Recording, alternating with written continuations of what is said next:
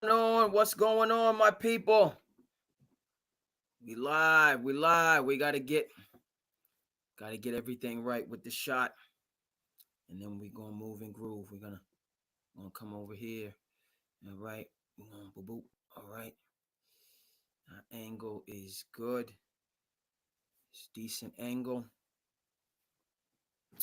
Okay. Bring the screen up a bit. Let me just move the computer. What's going on? What's going on? Big game down in Brazil. Brazil. Yes, indeed. Yes, indeed. Okay. That was my computer's not set up. So I gotta. Hold on. Gotta get my angle right. Better. Seemed like I had it right before, Had it right before. And as we do, we gotta go across. We gotta go down the line and see what is going on. All right, the YouTube is rocking with me. Let's go ahead and see what's going on. Twitter is rocking with me. Let's go to the locals. The local is rocking with me. I'm in Zuckerberg land. Yes, indeed. And let's go over to the Twitch. Twitch is rocking with me, folks. All right. We 444. So what's going on? I am your host, the Cape Cod Kid, artist formerly known as Andre King, and we are back again to bring you all the sports and current events, news stories that you need to know. It's been actually, it hasn't been that long. Okay, so I haven't really left you. Okay, and we're going to get to that dope beat to step two. Folks, tis the season right now. Okay, we had a U.S. Open semifinal match. We're going to talk about Tiafoe and what happened with Yannick Sinner. Obviously, how we did the NFL invading Friday in the opening week for the NFL. So we're going to talk about what we saw in the Eagles versus Packers game, right down to the wire. Jordan Love, injury late, was able to get off the field under his own power. Those two teams were racing back and forth up and down the field. We're gonna speak to that. We did have a great first game of the season last night, Thursday night, with the Ravens and the Chiefs. A lot to get to there. That game again coming down to the wire, and we do have college football. College football is jumping off first thing tomorrow. Number of games. The Longhorns are headed up to the north to play against the Michigan Wolverines, and we got a throwdown going on in Nebraska. We got a throwdown going on in Nebraska with the Buffaloes going into Cornhusker land. Deion Sanders, Matt Rule, the rematch. Looking forward to that amongst a number of other things. We talked about last week in college football, the Clemson Georgia game. I want to get into that, the different perspectives on the NIL. So we have a tremendous amount that we're going to be looking at tonight. And just the reason being, we coming in late, but that's the way it's going to be. I just want to establish that, yeah, 'tis the season. You got to make hay while the sun shines. You heard me? While that sun is shining, you got to be chopping that hay and getting it. Right? So we got NFL a Friday night. Boop. We're going to try to get back to tonight. Full slate of college football tomorrow night. Then we got a full slate again. So we might have a trifecta, folks. It might be the trifecta at SandCity Sports. I'm hoping so. But we can't let any of this sports action get by us. Okay, so we see it. And then we come right in here to SandCity Sports. You know, your one-stop shop to get all of the sports connections. Please like, comment, subscribe. Let me put that out there. And as I said before, I'm going to say it again and again. You're welcome to jump on with me. You're welcome to jump on with me if you want to participate in the show. I send you the Zoom link. You get on, you get down with me. For those sports people that want to get down for the crown, come on to SandCity Sports. We love to have you. Okay, and so we're gonna. This is by the people, for the people, all of those things. Let me just go ahead and check. Let me check. Okay, boop. Okay. And we got one person on the YouTube. I appreciate that one person. We building it from where we building it. Hold on. Let me go over. See what's going on. Yes, indeed. Okay. The Twitter is building. Okay, the Facebook. And all right. So that's what it is. Okay, you're welcome on SandCity Sports. We've done the build up. We got the shot right. We gotta. All right, now let's get into it. Okay, the Eagles. Yeah. They was down in South America handling business. Ended up getting a W. Now defense gave up more points than I wanted. This was a shootout. Shout out to everybody that picked the over. Okay, over cashed in early in the second half. Cha-ching! All right. I haven't been, and this is, you know what I mean? I need to get with my man J Mac, my man Jason McIntyre, straight fire. All right, providing those picks. All right. I'm gonna say that Jason Mack had this over. I got to go back and check it out. But for those of you that hammered on it over, all right, you were riding good early on in the second half. And just for me, my Eagles, this is a team that's defense is supposed to be known for ground and pound, but also lock you down defensively. So they gave up too many points for my liking. Shout out to Jordan Love. Shout out to the Packers. Okay, a team that a lot of people are picking in the NFC, not me. Okay, not ME, not at all. I'm going with the dude. I'm going with my man Dan Campbell. That's right, the dude. And the Detroit Lions to get back to the NFC Championship game to challenge those San Francisco 49ers once again. Bit of a sentimental pick. 49ers are ahead of them in the progression. But so I don't have the Packers usurping the Lions in the NFC North. No, I do not. Okay, but I am respectful and appreciative of Matt LaFleur and Jordan Love and this organization. Jacobs was out there toting the rock, doing what he does. A lot of, how shall we say, skepticism about the Packers going in there last year, and specifically surrounding Jordan Love and whether he was the right pick for them. Football people, there was a lot of skepticism. A lot of uncertainty, and you know what I mean? What did we learn from the Prince of Egypt? Shout out to Disney. That cartoon movie, Prince of Egypt. What do we learn from the Prince of Egypt? Okay, a mighty dynasty and one weak link can break a mighty chain. A dynasty is a mighty chain. That's not how they said it, right? It was, the Prince of Egypt, obviously talking about Moses and the Egyptian land. Well done. I believe Steven Spielberg was on that project. Okay, talking about the pharaohs of Egypt. And Pharaoh turned quickly to his son. And he said, and one weak link can break a mighty chain. You have a mighty dynasty. We go from Brett Favre to Aaron Rodgers. And a lot of people thought that Jordan Love was going to be that weak link that was going to break the chain, right? We're forgetting that because of what happened at AT&T Stadium. We don't forgot all the skepticism and the shade and the snark and the flat out hateration for Jordan Love and the Packers throughout last season because of how they handled business in that one game at AT&T Stadium and sending Dallas Cowboys home packing. All right, now all of a sudden everybody's on the Packers bandwagon and this, that, and the third. Look, they showed that, and we're going to talk about a little bit. Jordan Love was injured, but he got up under his own power to leave. One of those lower leg injuries. You always, okay, so I know the reports are coming in on that. But yeah, they showed out tonight.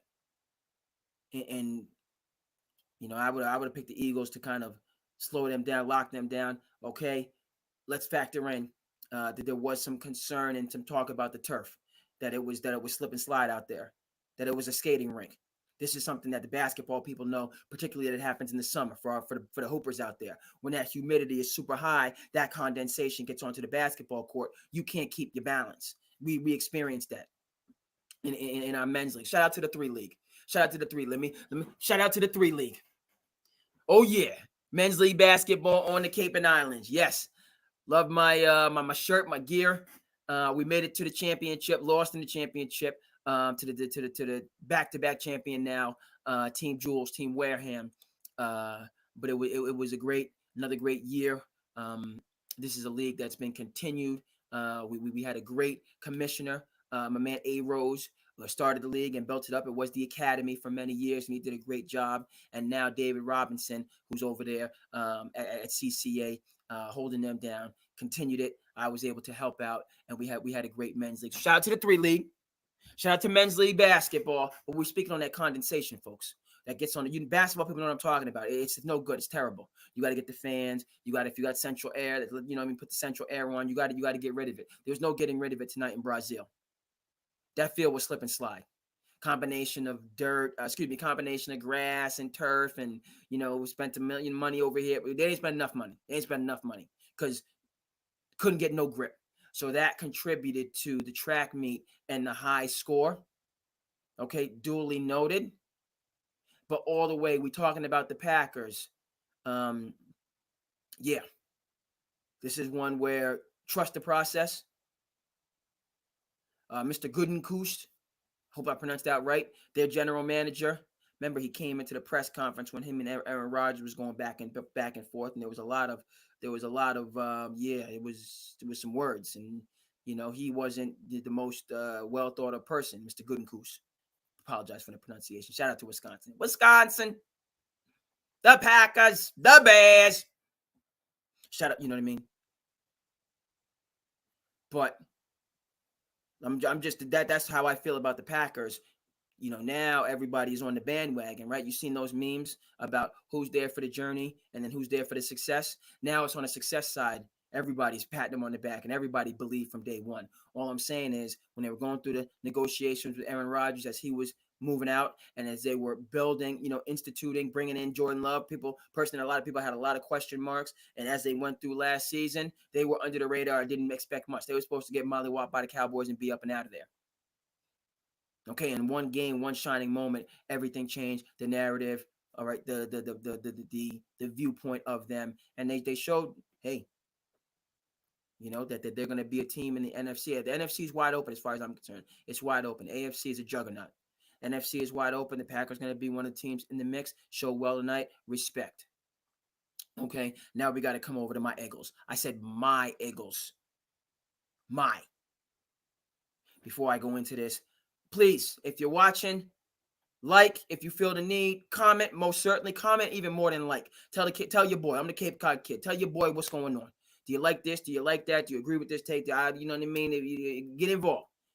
You know what I mean? And if you're a person that loves sports and enjoys the process and all of these things, then certainly get down with me. Get down with me and come on to the show.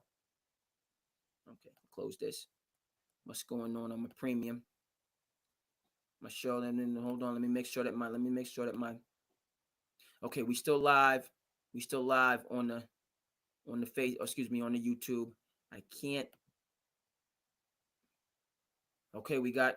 Hey, what's going on, Preston? Just really quickly.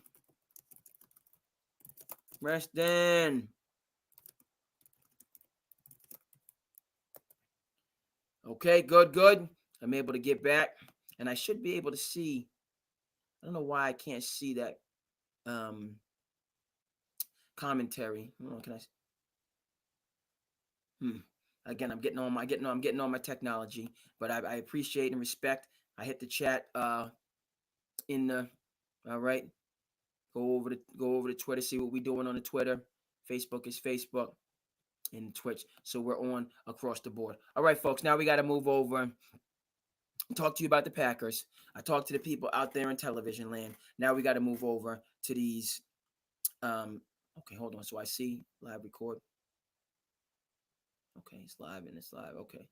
So that's where I can see. I can see my views over here. I cannot see. I got to get better in terms of the commentary because I know that I can do the commentary from the Riverside, but I'm not necessarily seeing. So I got to get up on that. I got to get up. Oh no, it's right there. Just right there. Damn it. It's right there.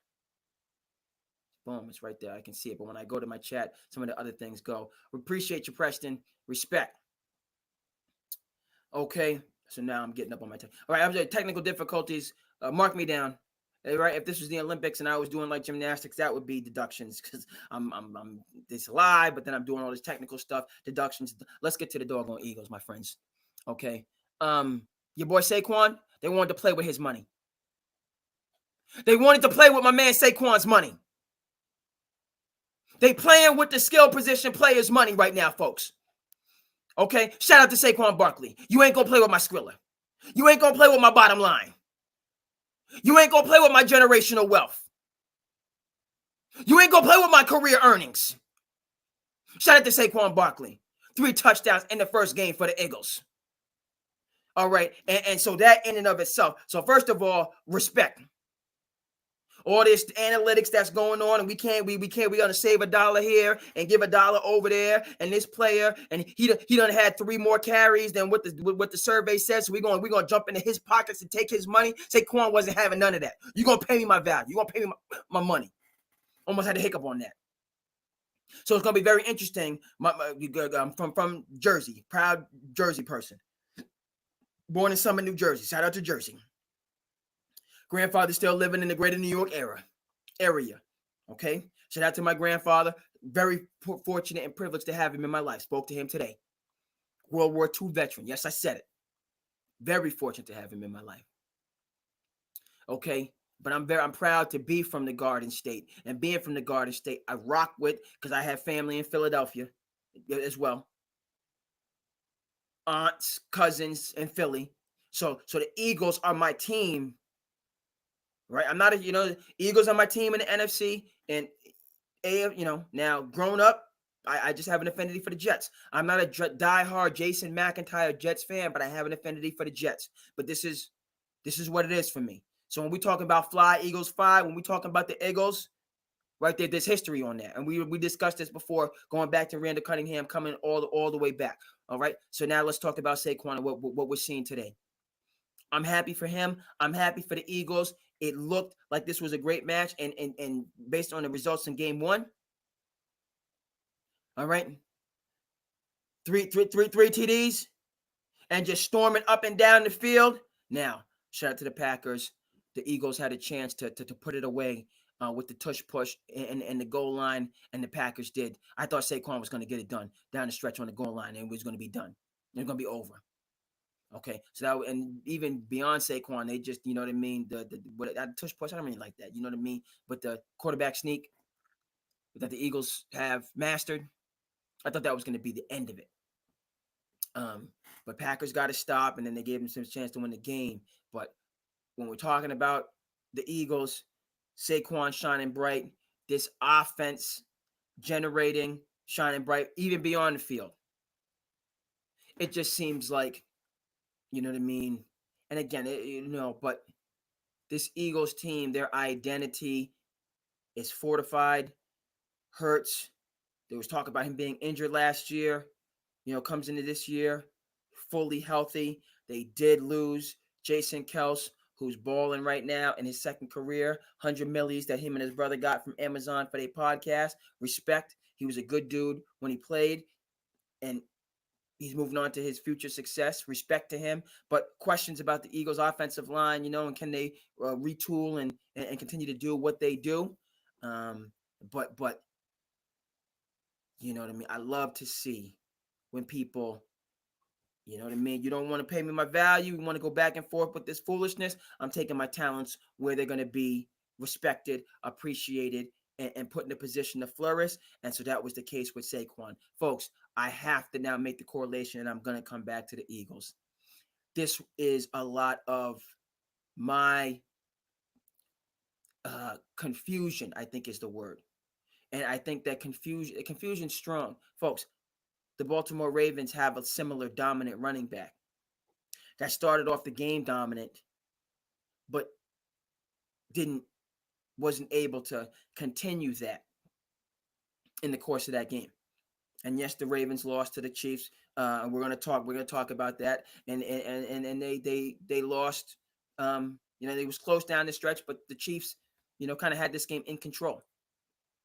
The Chiefs, kind of ran ahead all the way through in this game, right? And you're looking at a Ravens team, right? You bring in now an all-pro running back to a good team, but how are you going to utilize him?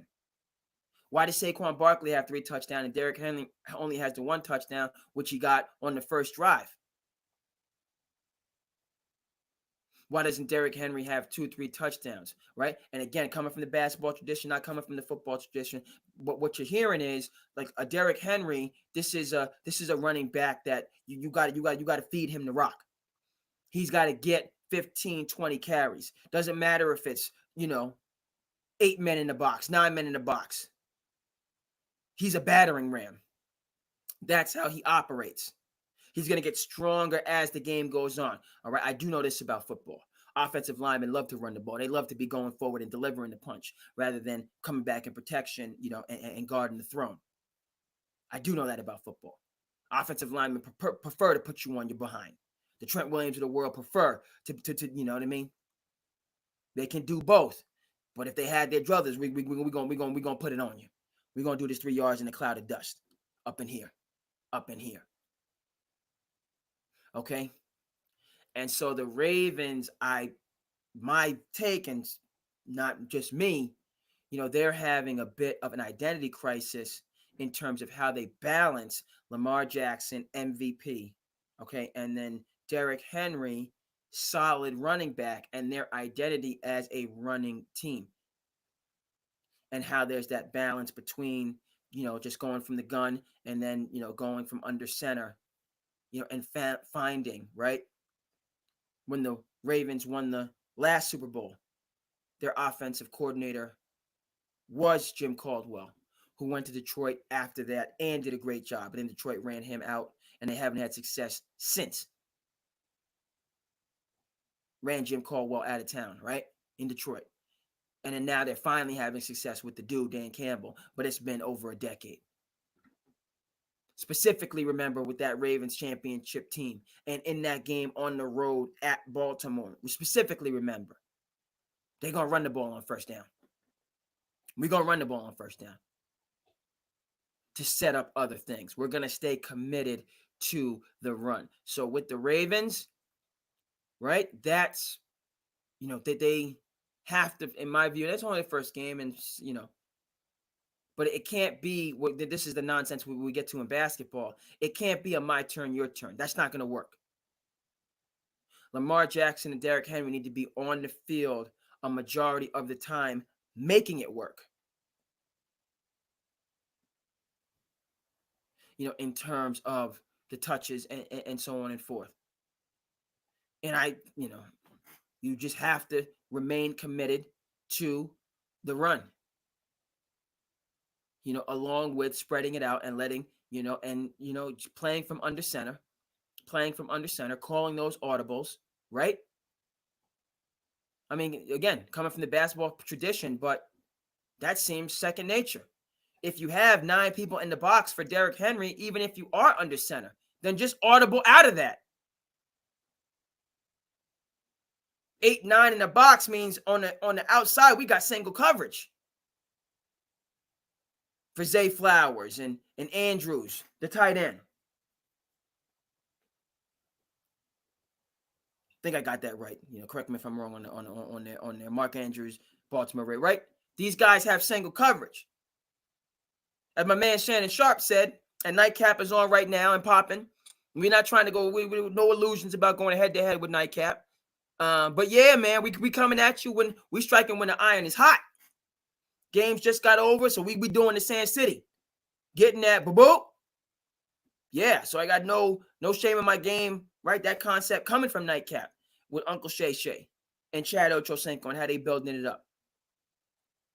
But one of the things Shannon Sharp says that he was brought up under in Denver, his coach told him, listen, either you beat man-to-man coverage or you're going to be coaching or selling insurance, period. If you can't beat man-to-man coverage, Dan Reeves and Mike Shanahan, right? You can't beat man-to-man coverage. This is what Uncle Shay said. You're going to be coaching or selling insurance. Selling that car insurance because you ain't going to be in the NFL. No, you better beat that man-to-man coverage. Back to the Ravens. Let them put 8, 9 in the box. Or you can spread it out and just let Derrick Henry go get you that 5 yards. Get you the 5. Or get you the 4 on this down. But when you get it again on, and I think that's where the Ravens are at, right? But you're going to have some of these sequences. I don't care. I said it. I don't care. You're going to have to give the ball to Derrick Henry on first down, and you're going to have to give him the ball again on second down to get that 3rd and 3. You're going to have to do it. And you might as well just give him the ball again on 3rd down to get a first down. Because even if he doesn't get a first down, it's going to be 4th and 1. Then you just go for it and get the first down anyway. The Ravens need some possessions like that, along with trips to win, spread it out. Lamar, pointing around and doing, running around. But by the way, did the Kansas City Chiefs not do a great job of coverage? Did the Kansas City Chiefs not do a great job of containment? I saw it. You saw it last night. Lamar was back there dipsing and doing, and you had that next level, 2-3 guys just, you know what I mean, shadowing him, whatever you want to call it. However the football player, those linebackers in that second level, they weren't going right in. They were just, he goes this way, he goes that way, and they're just cutting off his angles. So after Lamar Jackson dipsy dude for 4 or 5 seconds, and then crossed the line of scrimmage, his angles were cut off, and he was right out of bounds. Now, another thing that I saw, my man Jason McIntyre put this out first, because I give, you know what I mean? When it comes to football, I'm learning. Come to basketball, a lot of the takes is my takes, how I feel, and I'll interject other people, but it's what it is me. But football, listen, this is coming from Jason McIntyre, and other people were saying, not just Jason McIntyre, also Uncle Shay, saying, Lamar Jackson, take your behind out of bounds. I know it's the first game. Take your behind out of bounds. You're lowering the shoulder, all right? We know where that goes. Take your behind out of bounds. Okay? No need for that. Okay? On occasion, here and there, but Lamar was out there, you know what I mean, playing that street ball, that street football. And it's not going to work. It's not going to work. Cam Newton is in your mind, is in my mind. It's not going to work. Okay? And we'll see, by the way, because what about Josh? Yeah, well, what about Josh Allen? What about Josh Allen? First of all, they're different body types. That's just first of all. Right? Josh Allen, he's just got more meat on his butt, more meat on the bone. He's just a bigger guy. Right? Lamar ain't no, you know what I mean? He ain't no slouch, but Lamar is more lean. Josh Allen, but it does make a difference because even with, Cam is the same way. And what did that do to Cam's career? All that wear and tear. They're going to slow you down. It's going to slow you down. Coming from the basketball tradition. Charles Barkley tells a story, right? He's a rookie. They in warm-up lines. You know what I mean? He's in there with Dr. J and Moses and Maurice Cheeks and the vets. He's in warm-up lines. A rookie, he coming up, windmill, 360, you know what I mean? Warm-up lines. I'm letting y'all know. Y'all playing, Charles Barkley put it on you. He's looking around like, why the heck is Dr. J laying? This is Dr. J. He's not gonna put nothing down in the warm-ups. What's going on? This is Moses Malone. He's not gonna throw nothing. He obviously they can dunk. Talking about the doctor. Obviously he can do all this. Why is he not throwing it down? Dr. J said to Charles Barkley, rookie Charles, he said, young buck. He said, young boy, he said, young buck, you better lay them balls in. He said, you better lay them balls in. You only got so many jumps in them ankles and knees. Only got so many. And when you're young and when you're invincible, you can't see it. You don't understand it. Okay, you get late in the 20s and into the 30s, and certainly when you cross that 4-0, swoops in like a thief, man. In your mind, but then the next thing you know, you're tripping over your feet and you're forgetting things and the whole 9 yards. You better lay them balls in, young boy. You better lay them in. That's what Dr. J and Moses told the young Chuckster, and they was right. Lamar, you better take your behind out of bounds. You better slide on down. Okay? All right? It's rare here and there, but the rest, no. And that goes back to the point that I made, and let me get my shot right here. That goes back to the point that I'm making overall about the Ravens. It's Derrick Henry that needs to be moving the pile and delivering punishment and throwing defensive backs around. That's for Derrick Henry to do. It's not for Lamar Jackson to do. I put it on, obviously, the Rave, the OC, this offense, this concept, this theory, it ain't right. It's not right, period. And yes, the Chiefs are a better team than the Packers, duly noted. Okay, but how Saquon shined tonight, with a quarterback. Yeah, Lamar is ahead of Justin Hurts, Jalen Hurts. Nobody but Jalen Hurts was in the MVP conversation not long ago as well. Yes, he was. Another running quarterback, right? But what was the issue with last year with him? Running quarterback. What was the issue with last year with Jalen Hurts? What were people saying? He's not hurt. He's not healthy. He's injured. He's not 100%. Never mind. Okay, losing the offensive, there was some changes in the staff and him and AJ, Brown, there was things that was going on, but he wasn't 100%. Running quarterback, MVP conversation, wasn't 100%. You better lay them balls in, young boy. Now Lamar, you better let you slide and get the heck out of bounds, period. And in terms of the Ravens, and I'm not leaving this, because again, the further point, I'm not coming off at this point. We're going, because the Ravens, to me, are the Buffalo Bills. I said it. Ravens are the Buffalo Bills. I said it. And what? And what? By the way, that and what? Shout out to Fat Man Scoop. R.I.P. You know what? The Fat Man Scoop, Crooklyn Clan, Fat Man Scoop, Crooklyn. When I say, you say. Shout out, R.I.P. Respect to Fat Man Scoop. That's where I got. I'm borrowing from all over, but I'm letting you know. You know what I'm saying? I said what I said. And what? That was how, when I was in college, ooh, goodness gracious. Listening to Power 94.5. It was just a beautiful thing. I needed it. Coming from the Cape, I needed to be back in the tri-state for college. I had the most glorious college experience. And that's where I grew up in Rockland. I went to a great school, Nyack College. It's a great school, small Christian college in New York. It's tremendous. I got a great education across the board on every indicator. Outstanding education. Outstanding. But it just, for me to be back in the tri-state, in the greater New York City area, and I'd be at night, I'd be studying, and I put my Power 94.5 on, and Fat Man Scoop would be, and it just, I needed it. It was a beautiful thing. It was a beautiful thing. You know what I mean? So Fat Man Scoop, respect, rest in peace. Just the impact, okay? But that's why I get that and what? Baltimore Ravens, you're looking like the Buffalo Bills, except you haven't broke through to a Super Bowl. And what? Always a bridesmaid, never a bride. And speaking of Derrick Henry, okay, when Lamar won the first MVP unanimous, who knocked their behinds out in the divisional round at their place? The Tennessee Titans, led by who? Derrick Henry. Lamar Jackson's second MVP last year. Home, we know what happened. They keep getting these moments and they're not ready for prime time. They don't execute. They don't have the momentum. They don't have the continuity. They make stupid mistakes and they lose. You're in the Karl Malone conversation. You're in the John Stockton conversation. You're in the Patrick Ewing conversation. You're in the Gary Payton conversation. You're in the Sean Kemp conversation. Notice I didn't say nothing about the Dream. Because when Mike took his hiatus, the Dream got his 2 championships. All the rest of them left out. No soup for you.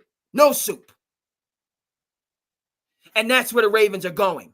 If this foolishness continues, that's where they're going.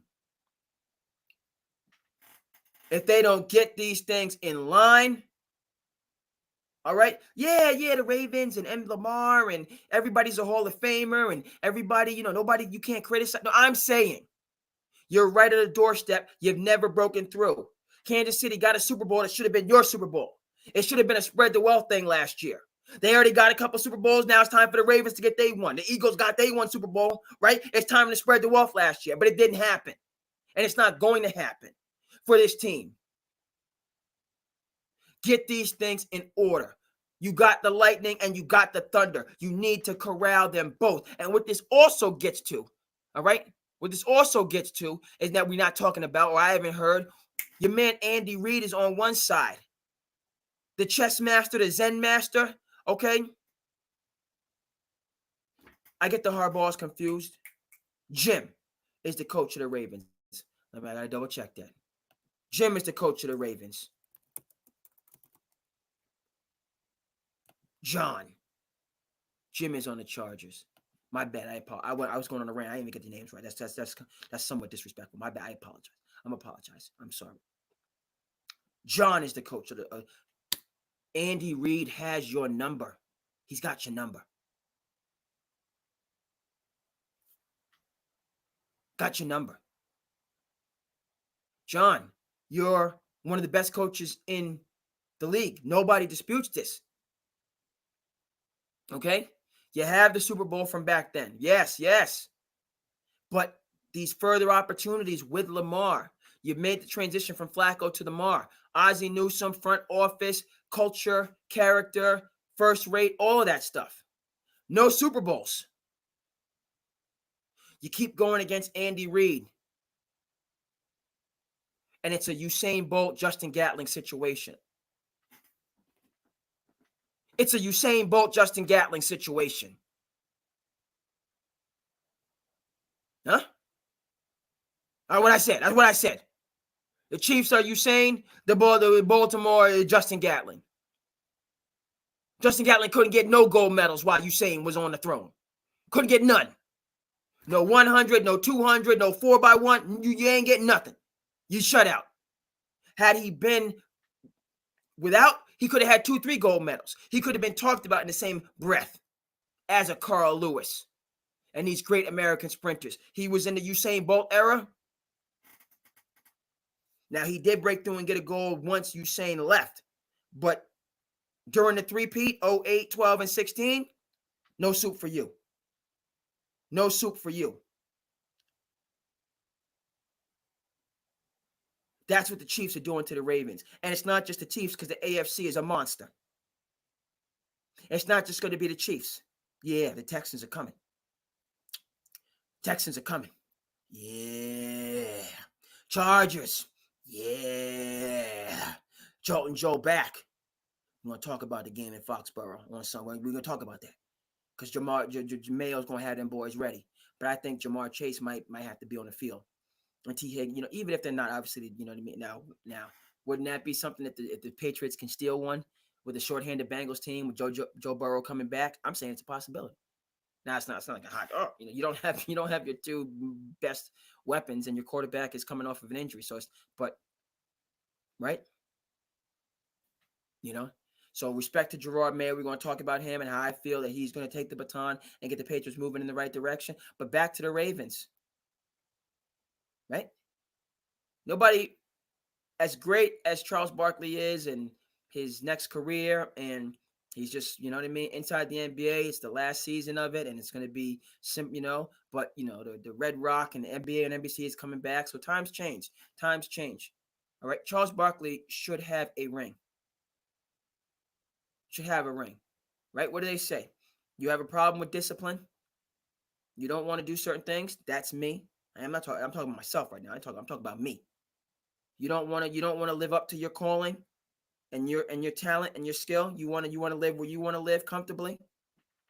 This is me now. I don't know about y'all. This is just me. It's me. Okay? You don't want to do those things. So you're not going to pay the bill for discipline. Wait till you get that bill for regret.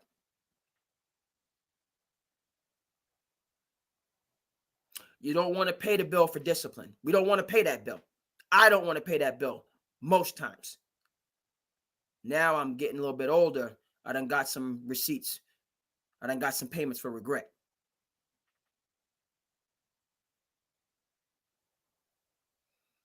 That bill for discipline don't look so staggering no more. Doesn't look as awful as I thought it was. No, it doesn't. Okay? Ravens. Right? You got to do this hard stuff and just get these things right. However, whoever has to take a lesser role, whatever individual accomplishments have to be sacrificed. We don't even talk about or think about or remember, right, that Patrick Mahomes after they won the first Super Bowl, signed a long-term deal with optionality, with flexibility for the Kansas City Chiefs. He was called out of his name. By the way, my New York Knicks, my NBA champion, favorite, New York Knicks, with La Cosa Nova. Folks are saying certain things about my man Jalen Brunson and his contract. And Mikal Bridges is going to sign another contract. And DiVincenzo and Hart are going to sign other contracts. Say what you're going to say. Speak your mind. Stick your chest out. We're going to see what's going on in May, in June. The Celtics are where they are. My New York Knicks are where we are, under the leadership of a capable general and Tom Thibodeau, my favorite coach. Yeah, we on the move. We not them Nova boys. They don't duck that check for discipline. Them Nova boys, they don't duck that check. they want the check and a tip on top of it. That's that Nova. That's that Jay Wright. We gonna see. Home court advantage is coming. It's coming through the Garden this year. That Eastern Conference is coming through the Garden this year, and we're gonna have health. Hopefully, we have the health and the wealth. That's beyond me. That's beyond me. But yeah, Baltimore Ravens. That's what has to be done sooner rather than later. I know it's the first game. I don't care. I don't, because we've seen this story again and again and again and again and again. You know who else they're looking like that we can say? They're looking like the Indianapolis Colts. Who's a better quarterback, Peyton Manning or Tom Brady? You know how you feel, and you know what you want to say. This isn't really even a conversation because of those 7 rings. Because of the 7 rings. But who's better pound for pound? If Peyton Manning played for Bill Belichick and Tom Brady played for Jim Caldwell, well, Jim Caldwell was a good coach, but Tom Brady played for the Colts, what do we have? Peyton played for Belichick. Brady played for the coaches in Indianapolis and in Denver. What do we have? Who's the better quarterback? Who's the greatest quarterback of all time? But we don't think that way. That's not the conversation. Peyton Manning's a great guy. He's a great player. First ballot, all-time great. He's gone on. His second career is fabulous. Tom Brady's now moving in his second career, which is going to be equally successful. Shout out to that Netflix roast. All right. These guys, you know, they're intelligent, you know, you're right. They're just successful people, that they're role models. Okay. But I'm talking about how we remember them and how we think about it. I'm talking about legacy. That's what I'm talking about. Because Tom Brady did all that winning. Lamar Jackson and the Ravens, you know what I mean? You're not doing the winning. And we keep putting you up there. We keep putting you up there. Like we kept putting those Cleveland Cavaliers teams up there. Can I say that? We were supposed to have a LeBron Kobe final in 2009. What happened? Because the Celtics, Kevin Garnett was injured. Remember, he injured himself. So the Celtics they weren't able to repeat in 2009. So that was supposed to be the Cavs and the Lakers. What happened? Stan Van Gundy, another Pat Riley protege. Tom Thibodeau, Pat Riley. Jeff Van Gundy, Pat Riley. What happened? Where was that LeBron Kobe final? What happened in 2010? Where was Game 5 when Garnett was back? Where was Game 5? Who had the home court advantage? We never got to see the LeBron Kobe NBA final because the Cavaliers, the team that had the best record in the Eastern Conference both of those years, I don't hear any of the foolishness that LeBron didn't have enough help. He had enough help to have the best record in the Eastern Conference. He had enough help to have home court advantage in Game 5 against the Boston Celtics. He had enough help to have home court advantage against the Orlando Magic, an upstart Orlando Magic team in 2009. NBA wanted it. The fans wanted it. We didn't get a chance to see it. We didn't get the LeBron Kobe final that we deserved.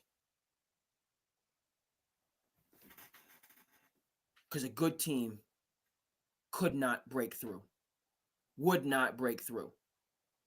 This is the Baltimore Ravens to me. Period. You get this Derrick Henry thing right, or it's going to be a burden rather than a blessing. You get this Derrick Henry thing right, or it's going to be the 1999 Houston Rockets. Akeem, Scottie Pippen, Charles Barkley, Clyde Drexler. We going to win a championship. They got mollywopped in the first round by an upstart Los Angeles Lakers team. I don't even think Pippen and Barkley talk to each other to this day. I don't know if any of those guys talk to each other. Supposed to win the championship in the short 1999 season. And went nowhere. It was a disaster. Because great pieces could not come together in a common effort. Right? You look at that team and it's like, man, and just like if Scottie Pippen could have just sacrificed, everybody needed to sacrifice. But if Scottie Pippen could have said, you know what, I'm just going to be the best point. But like Scottie Pippen he's coming off of after playing for MJ, so he wants to, to show that he can be the guy. But imagine if that 99 team had Scottie Pippen as a point forward that just ran the offense, up-tempo offense, and they just, ran their up-tempo offense, and then when they got in the half court, just go to Dream and just run a high-low with Dream and Charles Barkley. And Scottie Pippen, can you imagine that 1999 team, Scottie Pippen just said, I'm going to be Iguodala. I'm going to be Iguodala. But obviously, Scottie Pippen's much better of a point forward. Iguodala can do this, but Scottie Pippen is better. And just be the point forward. I'm distributing. I'm getting Chuck his easy buckets. Obviously, we got the Dream in the post. Clyde, you know what I mean? I'm just going to facilitate. I'm going to average 13, 14 points. I'm going to average 11, 12 assists. Scottie Pippen could have averaged a triple-double that year. Right?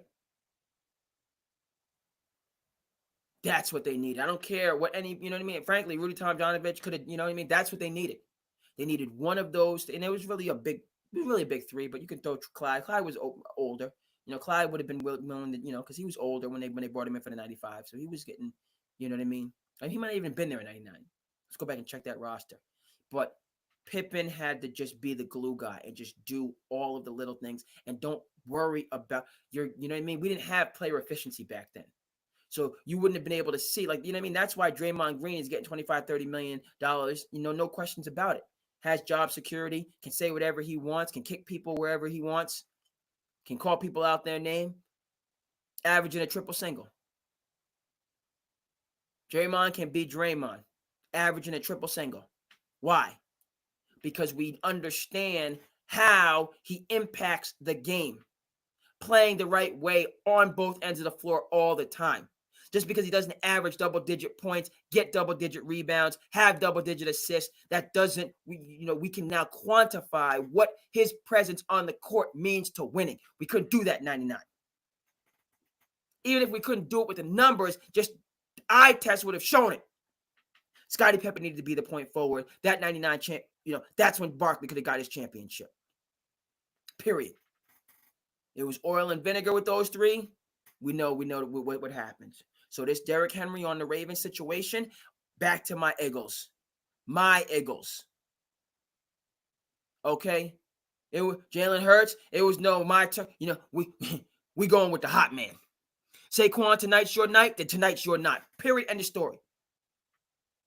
Nobody's talking about why, why did, you know what I mean? And we can look at, nobody's talking about why, Jordan Love had 3 passing touchdowns in the QBR, whereas Jalen Hurts only had one touchdown, and you know what I mean? Nobody's saying that's not the narrative. The Eagles won the game.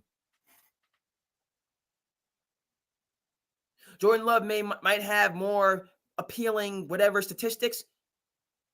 The Eagles won the game.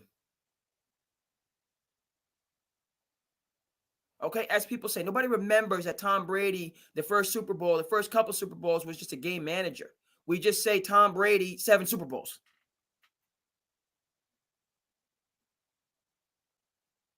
This is what the Ravens need to do. I hope they do it. If they don't do it, right? NFL stands for not for long. The year in and year out, this Ravens team will fall into the pack. They'll fall into the pack. Because, woo, Miami Mike with the Dolphins. What? Dolphins are ready. Now that was a situation, right? This league, and again, I saw something a good buddy of mine posted. One of the guys I graduated, just a great dude. I think I can shout him out. My man Chris Momney's great dude. One of my people that I graduated with, back in the day. He put up a quote on social media. Some of the things that didn't work out for you actually worked out for you. Then it was read it again. Some of those things that didn't work out for you actually worked out for you. Yes. Okay, I bring that up with Miami because, you know what I mean? It was unfortunate what happened with Brian Flores. And he deserves to be a head coach in the NFL. But Mike McDaniel is the right coach for the Miami Dolphins. Right? Mike McDaniel is the right coach for Miami Dolphins, and there's no disputing that. That's just, it is what it is. Now, Brian Flores, I don't care, he sued the NFL. Okay, extreme. That's a bit extreme. Actually, let me pull back that take. It's not extreme. What happened to Brian Flores and what happened to Steve Wilkes, both African-American coaches fired after 1 year on their jobs for offensive-minded coaches who were the right fits for those teams. Cliff Kingsbury was the right fit for the Cardinals and Kyler Murray. He was. And we talked about Mike McDaniels. So these things, they're unfortunate. Now, they got all their money. But in terms of having their opportunity to coach an NFL team on an ascending organization, both of these coaches deserve another opportunities. Neither one of them has got them. And it's just, right? It just is what it is. And there's other situations where, there's job changes where you don't have that security. There's certain situations where you do have the security and your pay is guaranteed for those years. Okay, so with coaches, they fall under that umbrella, and so you get your money. All right, you can support and provide and invest and give back and all the rest of that stuff. But those are very difficult circumstances. But you can't fault those teams because they were right. Specifically with Miami, obviously Arizona has and Cliff Kingsbury had his time and he's now gone and got the new regime in under a lot of pressure, and they better get the most out of Marvin Harrison Jr. and that better lead their resurgence, or they're going to look again, right? But how this relates to the Ravens, folks, is Dolphins, yeah. Jets, you want to talk about hunger? You want to talk about having to wait your turn? You want to talk about having your backs up against the wall? You want to talk about last call? That's the New York Jets. You got to keep Aaron Rodgers healthy, and you know what I mean. He only played 4 plays. That wasn't really a bad. He just injured himself because he was frankly old. That was the Aaron Rodgers injury. So hopefully he doesn't have those non-contact. Just you're old. I'm getting older. It is what it is. But those, like if Aaron Rodgers, and he's going to be who he is, we know that. But if he plays the entire season, that's going to be a problem. Sauce Gardner, you talk about a team that's had to wait. This was supposed to be the Jets last year. They had to wait an entire year because of a freak injury. They are coming out like gangbusters. Buffalo, I feel like less is more with them. The less is more. You still got to go to the frozen north. The king of the north. The king of the north. The king of the north. You still have to go to the frozen north and play their game. Right? They have less talent. I believe they'll have greater continuity. And they're going to be a tough out. I think the Bills are going to be a lot like the Rams last year. Right? Aaron Donald, turnover, retirements, and, like the roster is not. But Sean McVay is a dog. Just like Mike Tomlin. Okay? You got to play the game. All right? And these are true leaders, generals, coaches. So that's the Bills. Okay? It is the AFC. We've talked about it. I know we're going, you know what I mean? It's just a monster. I think the Jaguars are going to be a tough out. Doug Peterson, right? Jim Harbaugh talked about Josh Herbert. Josh Herbert's a crown jewel. Trevor Lawrence is a crown jewel. And Doug Peterson knows how to get the best out of him. Jags are going to be there. Chargers are going to be there. Broncos have their guy. Continuity, consistency. We talked about Kansas City. All right, Raiders down. Okay, but a coach that connects. I love Gardner Minshew. Gardner Minshew should have been the Jets quarterback last year. The Texans are ascending. The Browns are the backs up against the wall. It's now or never for the Browns. Get Chubb back. You gave Watson the crazy deal. Are you the stupid money at the table, or is it going to pan out? If Deshaun can stay healthy and that defense and that running game,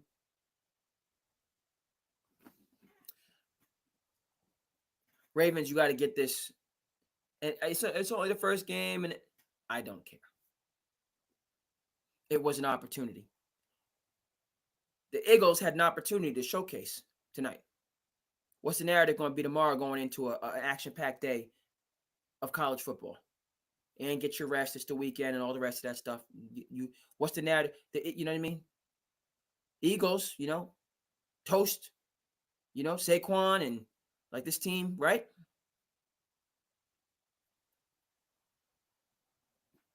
That's not the conversation with the Ravens. It's question mark after question mark. And so I've said it. Messing my dog on shut up. Getting okay. And so that's what it is. And you know what I mean? We can come back and keep receipts. It's a long season, but this is the strong takes, and I'm sticking with him in terms of my Eagles. Howie Roseman, the moves that he's made. People, they didn't believe in Sirianni until they saw it. Now they believe in Sirianni. And, last year was a kind of regression year after they broke through. And now it looks like they're ready to get back to the top of the NFC. Okay. Chiefs are who we thought they were. Ravens, who they thought they were, second fiddle. Could be a first fiddle, but not. Okay. And so because we got to get into college football, and we're gonna talk about the U.S. Open. So we moving and grooving tonight, folks. We moving and grooving tonight, folks. Let me see. Did I miss any commentary here and there? Okay. It's a Friday night. It's a Friday. People are doing what they're doing. Please go ahead and like, comment, subscribe as you're able. Okay. Appreciate the people on the Twitter space rocking with me. Much love and respect. Like, comment, subscribe. All of that stuff. Like it's going on. Can't get back over. No, I'm not posting. I want to go to mine. There we are. Technical difficulties. Then we gotta move. Gotta move and groove. And I can see what the heck is going on. I can see at least. I'm just gonna leave the YouTube be because it's going strong, and I can see the comments now. And respect to all of those that's keeping up with me in terms of the YouTube. Lot to still get to. So we're going to keep this moving and grooving. All right. Patriots, can they keep it within 10 against the Bengals? Can they keep it within 10? Yes. I'm saying the Patriots keep it close.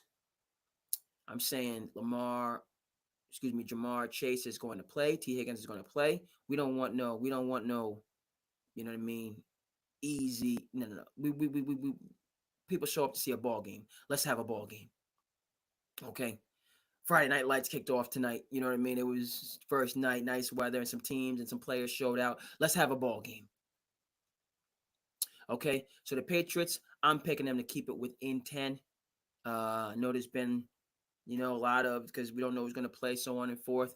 But, they're going to get out there and then they're going to, They're not the favorites, not going to win the game. You know what I mean. But they're going to compete. They're going to battle, and it's progress over perfection. And we're going to start to see some of the indicators of what the Mayo regime is going to look like, and then they're going to build on that kind of going forward.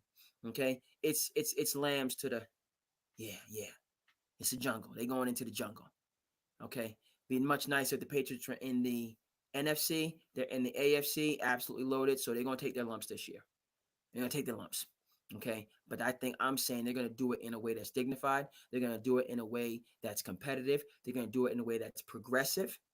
Okay, and you're going to start to see the indicators in the foundation. And people that want to jump and pile on and the sky is falling and bring back Bill, all right, go ahead and do all of those things.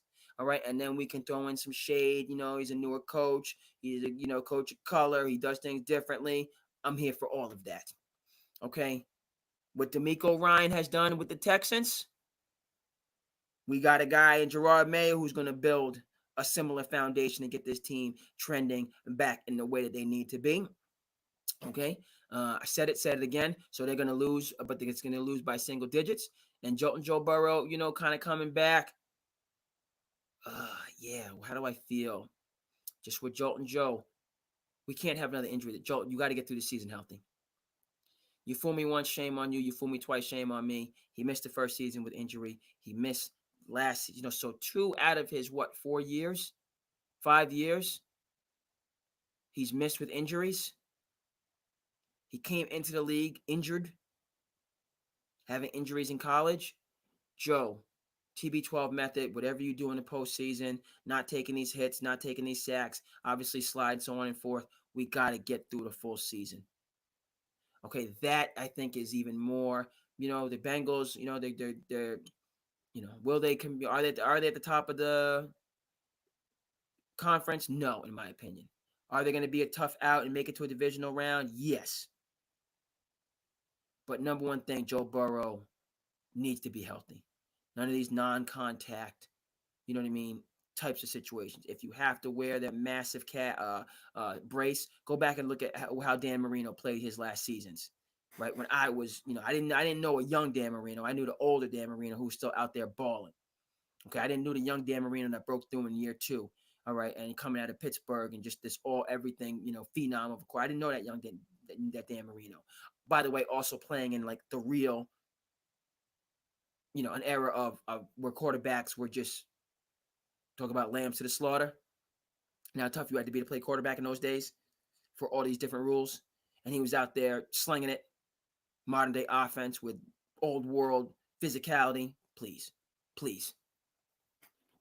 Okay, I didn't, but again, for me, it was the older Dan Marino, and he had those huge knee braces on. But we're still out there doing what he did, So Joe Burrow, like if you need the extra support, so on and forth, do what you got to do. I cannot have another out for the year because if you know what I mean, you're not going to get healthier as you get older. It could be it's looking like a situation where just injuries are not going to allow Joe Burrow to play football. Or he's just going to be that quarterback where you're just not, he's going to be a load management quarterback. Be a load management quarterback.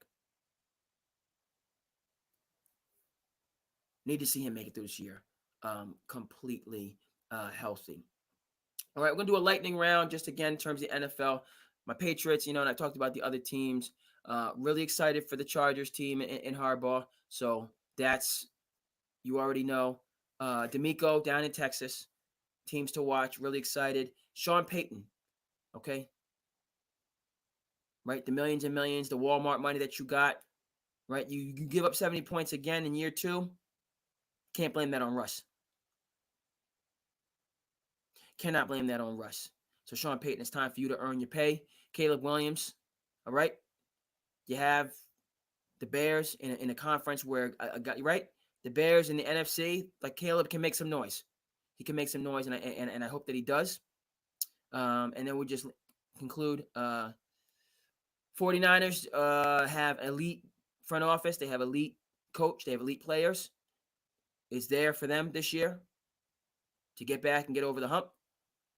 The dude, Dan Campbell, Detroit.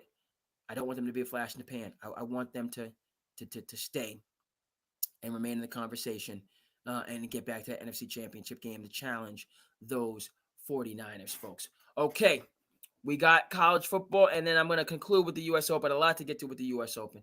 A lot to get to with Tiafoe, who went down in 5 sets. So we're not going to duck that. And it's after 1. It's a Friday. It's a Friday. So we're doing this right now. No end in sight. None for the SandCity Sports. Okay. But in terms of college football tomorrow, I am locked in on this Colorado-Nebraska game. I need it. I'm locked. I'm so pumped for this game. Okay. What did they say, Tom Brady? Well done is better than well said. What did my man DeMario say from the south side of Chicago, prep school? I'm dating myself now. Gather ye rosebuds while ye may, while old time is still a flying. Gather these rosebuds while ye may.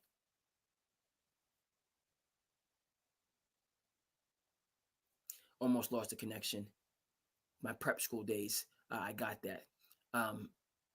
Colorado, you have talked the talk. Now we must see year 2. If you can walk the walk, I am pulling for you going into Nebraska. I'm pulling for you. And this is that game. Oregon beat the brakes off of Colorado last year. They beat them down. All right. Colorado did not look good in their opening against a mid-major that ran all over them and was able to get pressure on Shedeur Sanders. Now, heard a good take on the Jason Smith show today talking about, first of all, before I get to that take, Travis Hunter is my dude. I rock with Travis Hunter. He's a dude. Said that in the last episode. I'm doubling down on this episode when I learn more about him just through social media, and like he's like he's, what I mean? I do what I do is what his attitude, and you can kind of see it. I'm fortunate to have this opportunity for football. I'm here to get my education. He likes to camp or whatever he likes to do. And then he's, play some video games and then repeat to the next day. I got my NIL money. It's invested. He's successful, and you can just see that he is well adjusted. Shout out to his announcement ceremony. That was crazy. Talk about viral clips when he made the decision to go to Jackson State and believe. All right. And now he's believed, and, he's going to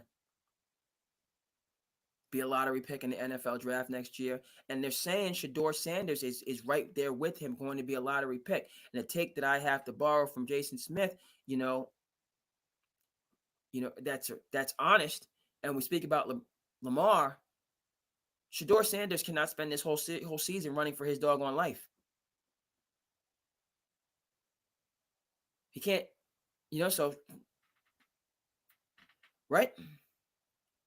So with this matchup, that was, Jason Smith brought that, so we give credit where credit is due. But for me, this matchup, beyond just the well done and well said, Colorado, they rock how they rock. You know what I mean? You know what I mean? That's their identity. So all credit to them. This line has to protect Shedeur Sanders.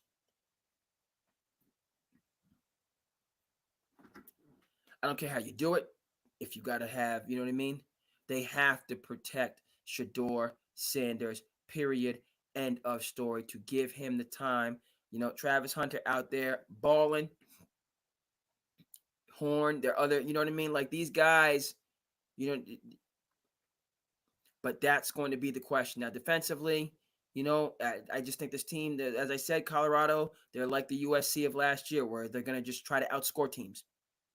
They're not going to really be able to slow teams down. They got Warren Sapp on the coaching staff, so on and forth. But I just think that I don't think they have the personnel to really stop teams. But offensively, they just have to give Shedeur enough time to do what he does. And I just think that's what teams are going to just pinpoint on, what they did last year, what they're going to do, it is, and that's what I want to see. And if it's not, right, because along with that, offensively, like they don't have, as I understand it, and jump in, like Colorado doesn't have like a featured running back. It's like so Shador is their running back and their quarterback. So that's another thing. Whereas, and we talked about it with, in the previous, like offensive linemen, they want to be going forward. They want to be punching, knocking people in the mouth. That's what they would prefer. Obviously, they need to be able to block and so on and forth, but they want to go forward and knock somebody out. But with Colorado, you know what I mean? Like, who is that quote unquote bell cow running back to allow for that balance offensively? Or does everybody and their mother know that it's just going to be Shador on the shotgun? Right? So that I'm looking for a great game. I favor Nebraska. I want Travis Hunter and Shador to continue to go out there and ball and shine and make it do what it do. And that's, you know what I mean? I want this offense to be it's not going to be a top offense, but the offense to be the straw that stirs the drink that keeps Colorado in these games. Are they going to be a 8, 9, 10 win team? No. But I'd like for them to be, again, back to that UFC team, just a team that's competitive, scores a bunch of points, highlight reel, so on and forth. And if they can execute and stay together, they're going to win these games. If they can't, they're going to lose these games. Frankly, they haven't shown too much going back to the game against Stanford last year where they just absolutely imploded. So they haven't shown me much in close games. But that is what I hope for them. Other side of this, right? Everybody has a plan until what? I love how, the monks, they come. I love how the monks, they bow. Everybody has a plan till they get touched up a bit. We got a plan till we get touched up. Okay? And we know that there's no love lost. And it's home, and it's going to be bananas, and it's going to be rocking in there. And Matt Rule is also offensive minded, and you know what I mean. So the point with Colorado that is another concern, frankly, is when the storm is raging. It's tough for anybody to stand their ground. When the storm is raging, anybody's going to have a difficulty standing your ground.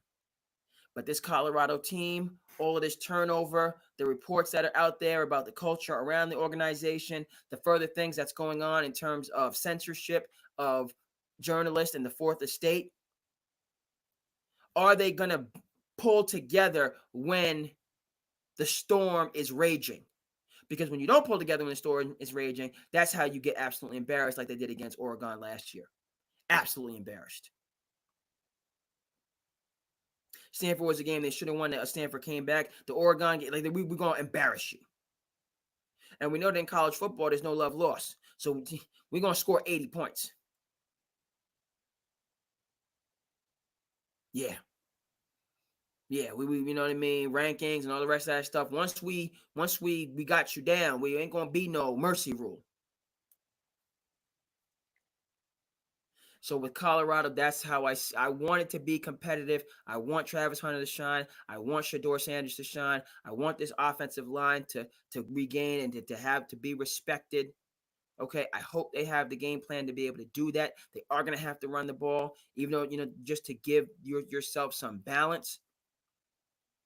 You know what I mean? Shador, you're supposed to, you know what I mean? You're all right in the top quarterback conversation and so on and forth. So go out there and show.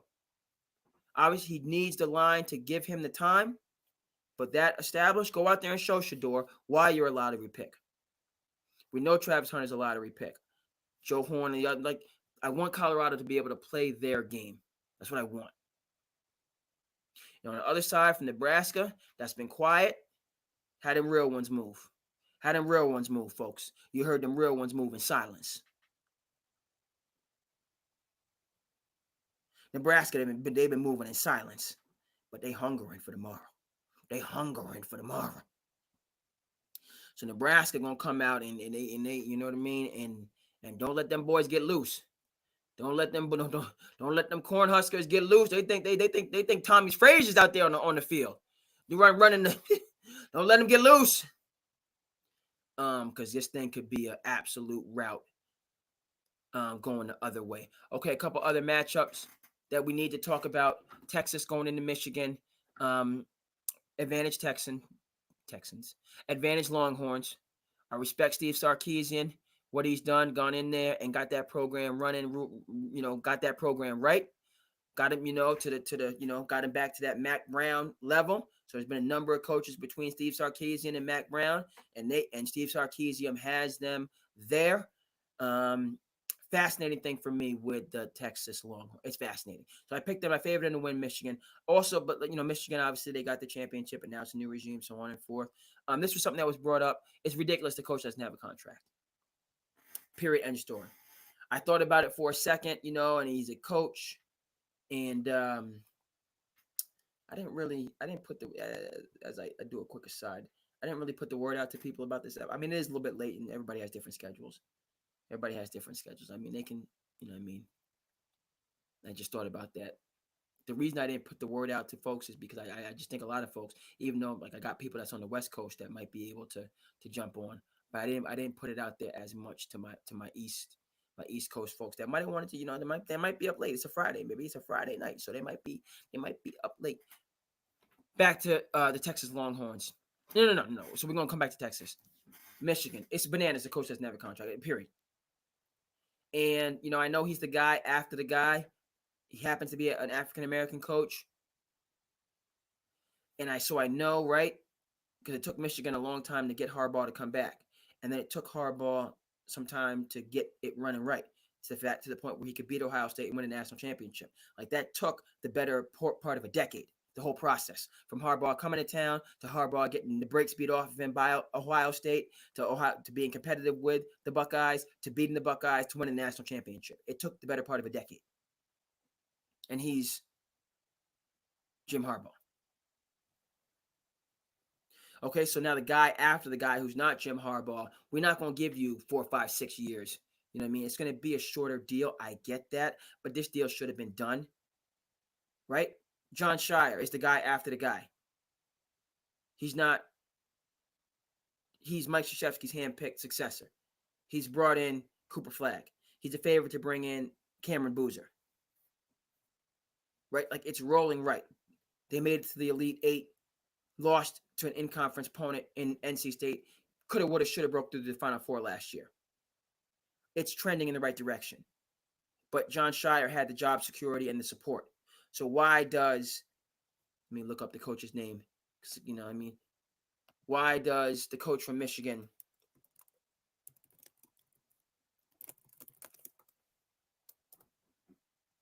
why does Sharon Moore not have these things in place? Okay, that's suspect.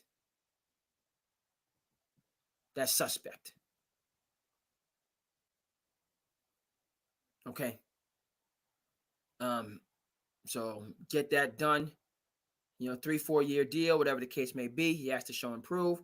Ohio State's not going anywhere. They're chomping at the bit for the game, to get there, after losing a couple years. Give Sharon Moore the respect and the contract and move on. Back to Texas, what's fascinating to me. Absolutely fascinating. Folks, do you know who the backup quarterback of the Texas Longhorns is? And I said backup, and that's bananas. There's all this talk about Shedeur Sanders and, these other quarterbacks and so on and forth. Arch Manning, his NIL deal, like he's making like 4 or 5 times what CJ Stroud gets paid. And he's not the starting quarterback. And Arch Manning, his reputation coming out of high school was that of an Andrew Luck, that of a John Elway. And for the second year, he is a backup quarterback. And that he chose to go to Texas. Arch Manning chose to go to Texas and redshirt his freshman year like his uncle Peyton did. And now Arch Manning is in his second year accepting a dual responsibility role with the quarterback Ewers. Nobody, no scout has established that Ewers is going to be a better NFL quarterback than Arch Manning. In my view, the scouts are unanimous that Arch Manning is a future number 1 overall pick in the NFL.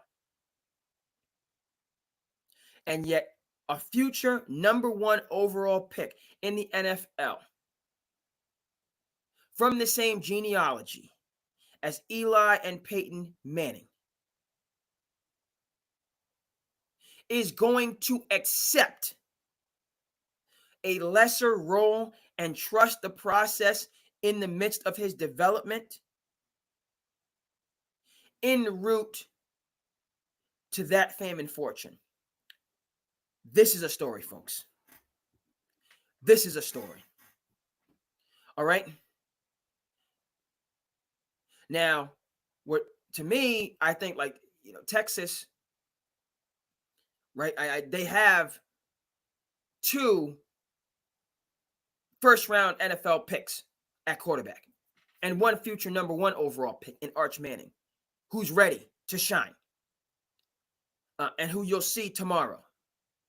So Texas is in the national championship conversation. Yeah, the Georgia Bulldogs.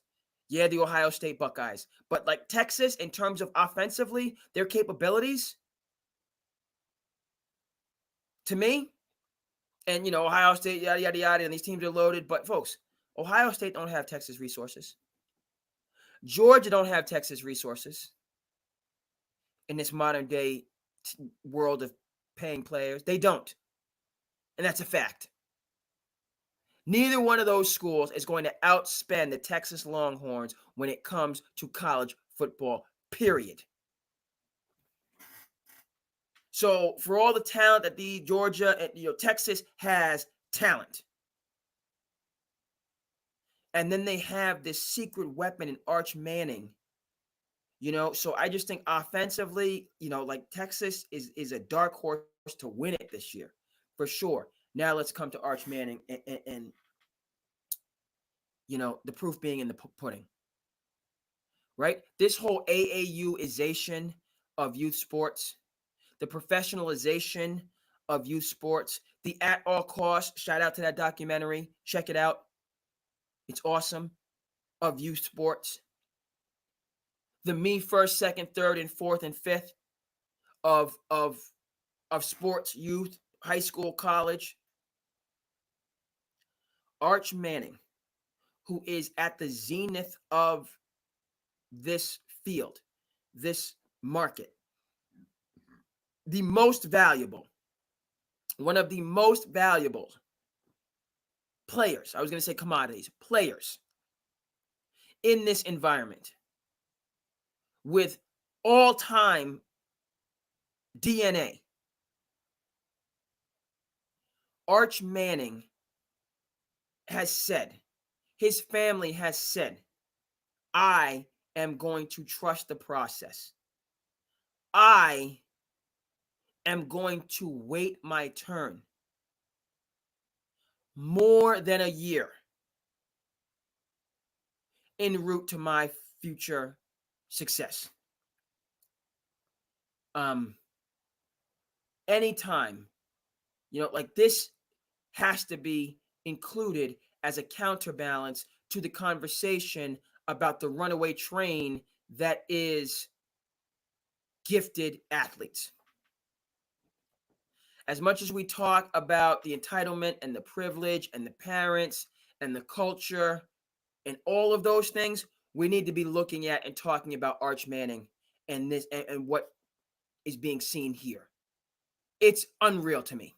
It's absolutely unreal that this is how his uncles and his dad was. Check out the Book of Manning, which I haven't seen in its entirety, but 30 for 30 gold.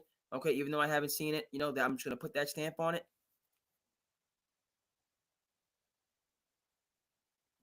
This, you know what I mean? For them to remain true to that tradition when everything has gone, 100 miles an hour in the other direction. Now, by the way, as I said, Arch Manning is getting all his money. He's not taking no discount. He's getting all his money. But at the same time, he's trusting the process. He's moving in silence. He will be the number 1 overall pick quarterback in the 2026 NFL draft. He will be. But along the way, Arch Manning is essentially humbling himself and doing it in a way that, like, Texas can win the national championship this year, and it will be with dual quarterbacks. Quinn Ewers is going to have a role, and then Arch Manning will have a role. They're going to do it together, and he's good with that. After sitting his entire freshman year where he could have been the starter from day one. So they compete for and possibly win a national championship together in his sophomore year. His junior year, you're going to see the full Arch Manning. He's going to light up the world and be a Heisman candidate, Heisman Trophy favorite. And then he's leaving for the NFL and the number 1 overall pick. But he's doing it in a way that is almost like going back to the days of John Wooden, where Kareem Abdul-Jabbar, who was Lou Alcindor when he was a freshman at UCLA, sleeping in a dorm room with a bed that didn't even fit him, had to play on the freshman team.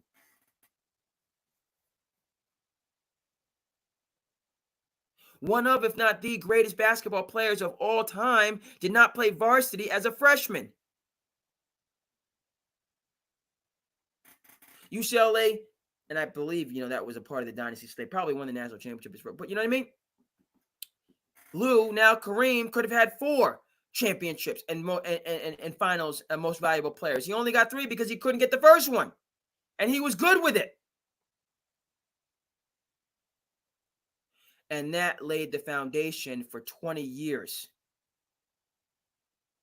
of NBA success, the all-time scoring record, which has just been surpassed by another 20-year all-time great in LeBron James.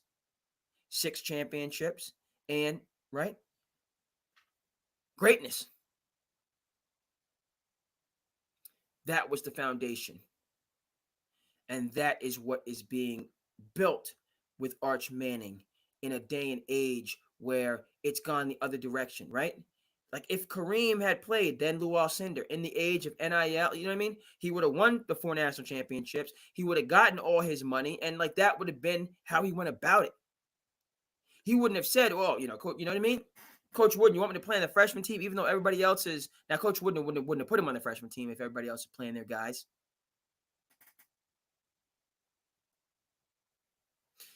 It's fascinating.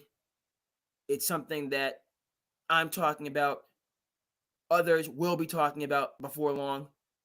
And beyond just, the who breaks it first, yada, yada, yada talk, it's just instructive. It's instructive. Because we have a guy who's actually the guy. Right? And I know it. I went through it. I was, as a player, in rage. I can still feel the anger and the rage my JV year when I was not playing or getting the playing time that I thought that I deserved. I can still feel the animus that I felt for the coach, for the program, for the system, for society. I can still feel it. It has been over half a century. I still feel it. I still remember the contentiousness, the arguments, the palace intrigue. This coach likes this player. This coach favors this player. I'm not getting an opportunity. And again, folks, by the way, this is pre-AAU revolution. So in those days, I'm dating myself, but it is what it is. We only had the school team. We didn't have everything else. You just had your school team. We didn't have no trainers. We didn't have 3 or 4 teams to choose from. There was just the EYBL. There was just the sneaker circuits. And that was it. AAU was essentially the sneaker circuits, the Division I kids, and everybody else who wasn't at that level, play rec. playing your neighborhood pickup games. Or you may have a parent, if you were lucky, you had a parent or coach that understood that system and could integrate, and then that could bring you into that world. But that aside, not this, everybody, a million AAU teams, and so it's gone the other direction in terms of, what we think of as grassroots basketball or AAU is more so today rec, traveling rec. There's still the elite division, but and there's nothing, when I say traveling rec, there's nothing wrong with that. I would have loved to have this opportunity because you get the reps. You get the, you're traveling, you're playing. It's not just because rec is a little bit strong. These are college basketball players that are playing grassroots basketball players. There's college basketball players, they're varsity basketball players. They're highly skilled. They're good ball players. Rec is too much. It's too much. Rec is just like people that just play for fun. That's not what it is. Okay. They're college players. They're varsity players. They're skilled players. Okay. But what I'm saying is, like, those players, the Division III and Division II and the varsity players have a place now. Whereas, quote unquote, in my day, it was just the Division I kids that had a place. And everybody else, you're just playing in you're not getting the opportunity to play in those games and have those experiences. It's not happening. Okay? So you only had your school team and the coach had a certain way of doing things. And if you know what I mean, there's a lot of people that just didn't fit in and were left out. And I was one of those people. And it was frustrating, aggravating, and infuriating. And you think about it, I don't have an opportunity because, coming from a single parent family, Pops, my old man, was very involved. He's 4.5 hours away. He can't be there all the time and taking me. And, he paid for a good amount of everything. But he couldn't be there to take me through the process. Right? I look around, my friends, their parents are taking them through the process, but they didn't have enough room for me. There was nobody. I was undersized and Rudy Rudiger, and they didn't, I wasn't the guy that you would pick, Now, again, years later, I stuck with it. Whereas what happens is a lot of the high flyers, they get the varsity shine, the Friday night lights, and that's what they're used to, and that's all that they see. When those things end, so does their career. They don't end up playing after that. Right? The Friday night lights and all the exposure, and there's nothing like it, and you're in the paper and you're playing for your home team and the place is packed. And once that leaves, many times they leave the game. They don't continue on playing. They don't go into coaching. They don't go into officiating. And salute. If that's how you want to live your life, it's your life. You live. You know what I mean? But basketball is just, I'm a sports nerd. So, I stayed in with it and got into refereeing, and a lot of my friends are doing coaching and training and so on and forth. Okay? It's a beautiful thing. Back to Arch Manning.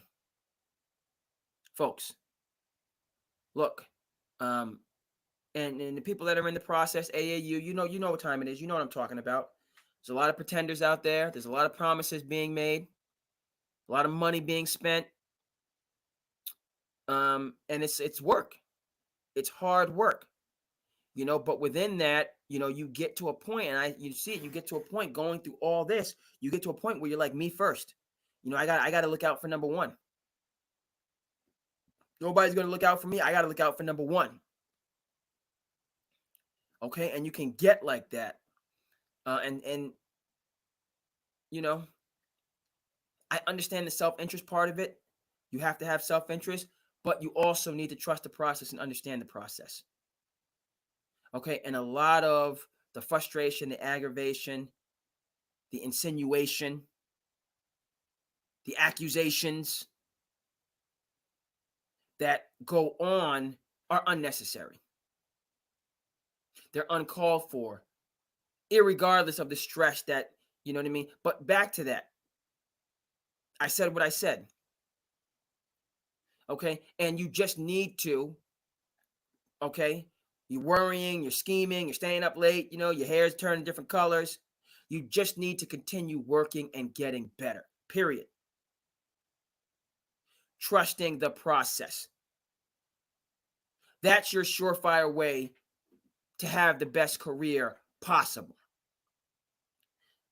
for you, for me, and everybody. And this Arch Manning situation is so instructive because the person at the top of the food chain is choosing to approach his journey that way when he has every option where he has every option, where he has all the rights, where he has all the leverage to make the process conform to his will. And he's conforming instead to the will and the protocols and the standards of effective development. Right? It's wild. Absolutely wild. The person with the most privilege is deciding to instead trust the process in Arch Manning. Okay, so fascinating, more power to him, future success. He's laying that strong foundation. But then again, back to where we are, youth sports, football in Texas. Okay, my man PJ Pina put me on. We think, what football is below the Mason-Dixon line. These 13 and 14-year-old, quote-unquote kids, 6 foot, 185, 8th grade. Okay? And, what's my, and again, Arch Manning is getting all his money. He's also trusting the process. He's not going to be, when he's not jumping into the transfer portal. He's not midway through the season turning his back on his current team and then focusing on what his next team is going to be. He's not shutting down because this didn't go his way and that didn't go his way. He's consistently working and getting better. People don't forgot about him. They're not going to forget about him after tomorrow, and then you get a chance to see him and what he can do. And it's going to be beneficial for him. And folks, if you're going to, just check it out. And again, now back to the people that are just going to the, and I know it's, because I'm on the outside and it's your kid and it's your money and it's your time and all the rest of that stuff, and you're on your journey. I get it. But you're going to have the most successful journey by trusting the process. You're going to have the most successful journey by continual improvement, by incremental growth. And that coach may go to another quarterback, or that coach may go to another starting point guard or whatever on that team. And your role may go from first unit to second unit. Okay? Keep working and getting better. Right? Sometimes the things that didn't work out for you, those things that didn't work out for you, worked out for you. We said that before. Right? That's how you learn how to navigate and master a new role and a new vantage point within the team construct. And master that role, which can help the team win. You master your role, you help the team win, you're going to be playing. That's what Popovich says. You want playing time? Convince me. These coaches, this is their full-time job. They're not trying to lose. Show me. Can you do the 6-man role? Can you lead the team in rebounds? Can you have the highest defensive efficiency rating? Show me. And you'll be out there. That's what has to happen through the ups and downs of the process. And just sticking with it and you getting better. And you know what I mean? You might have a coach that doesn't believe in you, but when you get out there, you shine. And people, that's how I tell the young folks, nobody's worried about who's winning these games. They're worrying about how you play the games. Team goes down 15 points, body language goes down. We got looks, we got attitudes, we shut down. Team goes down 15, next thing you know, they're down 30. Everybody quits pointing fingers, blaming folks, and you travel 4 hours, paid hundreds of dollars to be at that tournament. Soon as the coach see those tendencies and those traits, you're off the list. That's what they're looking for They don't care what the score, and the coaches for the program, that's important. Move up, get the trophies, put it on your social media, market yourself, whatever. Great. Understood. But in terms of recruitment and scholarships, coaches are looking for resilience. They're looking for IQ. They're looking for growth and the ability to navigate, because bottom line, that's where you're going when we high five, and it's wonderful and it's beautiful when you get the scholarship, but a lot of times you go into the program, you're starting over. And the bottom line on this, Arch Manning, of all people, didn't have a problem with starting over, redshirting, and then coming off the bench his sophomore year. Future number 1 overall pick in the NFL draft. Okay, folks, we're going to conclude with the U.S. Open. Listen, hurt my heart. Tiafoe went down in 5 sets, hurt my heart. And he was up 2-1 sets, and it was a great match with Fritz. Bottom line, what I saw in terms of this match, and just listen, everybody has a plan. We said that. It's not the critic that counts. It's not me here, SandCity Sports, talking that counts. The credit belongs to the man in the arena. That's where the credit goes. And what I saw in the Tiafoe match, in that critical 4th set where it was tied 4-4. It's tied 4-4. Then Fritz went up 5-4. Tiafoe was serving to go 5-5 and possibly win the set outright or go into a tie break. That opportunity was there. And he did not execute. He lost that 4th set. And the energizer, the person who, wants it more than the other opponent, the American competing to win that U.S. Open, suddenly lost his level, and then it was a slippery slope, and the 5th set wasn't competitive. That was surprising. It was also instructive. Okay? If it can happen to Tiafoe in his moment, with this is his stage. He made it to the semifinals last year. He made it back to the semifinals this year. He's right there. He's playing his best tennis. He's right there on the verge and the cusp. It's the 4th set. He can close it out in 4. It's 4-4. Then it goes to 5-4. He still has the opportunity to win the set and win and get there. And he got so close to the mountaintop, and something happened. And he blinked. Then he buckled, and then he fell all the way back down to the bottom. Shout out to Sisyphus from Greek mythology. Remember Sisyphus?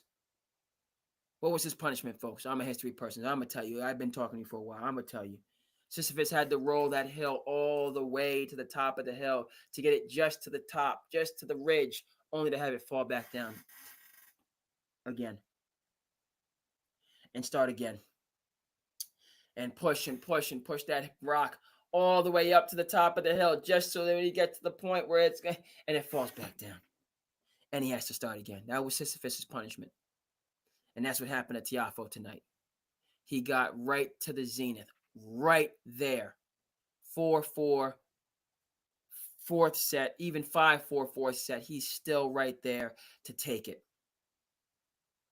And he blinked, he buckled, and it fell all the way back down to the bottom. And just a tough loss. Shout out to Fritz. We're rooting for Fritz in the championship. Yannick, Italia. Yannick Sinner's playing his best tennis. He was dominant and just out of this world. So he's playing great. I gotta say, with Yannick, and this is one of the younger guys, Alcaraz, from Spain, Yannick from Italy. The younger guys coming up to challenge the big 3 of Djokovic, Nadal, and no, it's really Djokovic. Hold on, who's the big 3? I was gonna say Djokovic, Nadal, Federer. I'm dating myself. Really, the big 3 is fading, frankly. It's the big 3 that I'm dating, right? So it's really just Djokovic holding on. Nadal and Federer have moved on. All right, so the New Jacks are here. But Janique was not happy about that positive test for steroids. But wasn't happy at all. And he was cleared to play, whether he should have been cleared or not. He deserves to be out there. And obviously he's under more stringent testing now, and they're not playing with him now in terms of what's going on with that. Did not like that though. So I can't, I respect you, Sinner. His name is Sinner. Just I don't respect sinning for no reason and not improving yourself when you otherwise could. That's not what I'm saying. Call him Janique. But I can't. So I'm with Team Fritz all the way, just because he's American. But even I need more accountability. It's kind of been swept under the rug. I need to know what happened, how it happened, how it's never going to happen before I can put myself behind Janique, Mr. Sinner from Italia. On the women's side, Pagula up against Sabalenka. Sabalenka is returning after losing to Coco Gauff. She's playing outstanding. Obviously, we're going Pagula. Team Pagula, baby. USA all the way, baby. To take it on the women's side, we could have 2 American champions at the U.S. Open. Love to see it. Fritz, the first man to break through since the early 2000s. Go get it. Tiafoe, it was right there. You'll get there. You know what I mean? But again, we started with the Ravens. Folks. You know what I mean? There's that next level. There's a next level. We're told on the social media and on the highlight, the TikTok and the Instagram that it's all highlights and you're a star, no matter who you are, shining bright to see. That's what we're fed, this consumer culture. We're fed it, you know what I mean? All right? If everybody's great, nobody's great. The greats are the greats. Right? There's another level that you have to get to. And I'm hoping, for the Americans to get there. I'm hoping for the Ravens to get there. I certainly have a ways to go to get there, but that's the bottom line. Okay? So it's not the critic that counts. Even though I love SandCity, I'm thrilled to be with you. I'm thrilled to keep doing this. It's not the critic that counts. Right? The credit goes to the man in the arena. Okay? And not those cold, forget the other word, souls that never tasted victory nor defeat. Shout out to all those folks that's in the arena. Appreciate everybody that was sticking with me. Cape Cod Kid, like, comment, subscribe. Let brother know how you feel. Tis the season, so we coming in late night and just episode. We're gonna be doing some episodes. I know I got to go back and get my clips. Got to step my clip game up as well. But the plan is we got college football tomorrow. Might be back with you tomorrow. We got NFL on Sunday. Might be back with you on Sunday. Not sure about Monday. You know what I mean? I work in education, so the school nights. You know what I mean? But still got to keep the passion project going on and doing what they do. And it's a beautiful thing. And so thank you. Okay. And as we say, I'm gonna see you next time, folks. Peace.